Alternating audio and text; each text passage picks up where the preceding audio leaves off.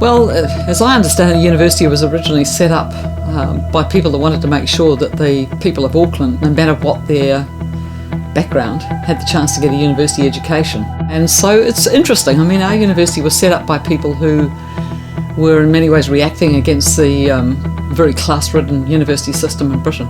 There was that first kind of wave of Pacific Islanders, but very few of them. It was a much smaller university at that point, but after the 1950s and 60s, when the university itself grew, the Pacific population of Auckland was growing. And so the big change there was just a massive increase in numbers, particularly of New Zealand-born or New Zealand resident Pacific Islanders. That was an obvious change in the face of the university and kind of sat alongside the big changes in the numbers of Māori students who were coming not from the islands but from the countryside, and the number of women who were attending the university.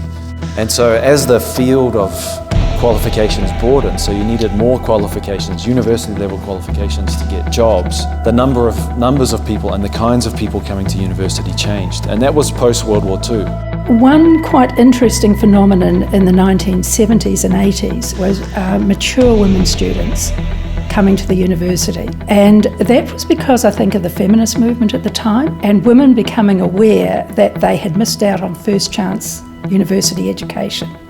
You know, we were following on from the US, from France, from the UK. We were all into protest. There were protests about student fees in the 1960s, and let's face it, we paid very, very little at that time, but I can remember going on marches about student fees. I think it was a double-edged sword. You know, the kind of libertarian impulses of that period were about throwing over the old hierarchies and the old kind of conventions around sex and, you know, the power, the role of women and Indigenous groups. That perhaps has turned out not to be so positive as the idea of very libertarian for individuals, and forgetting actually that human beings are social creatures and that we live and die in groups, essentially. And if we don't know how to build a good society and how to operate successfully as collectivities, we're running against, if you like, our best adaptive advantage as a species. There's been a huge change in the student face.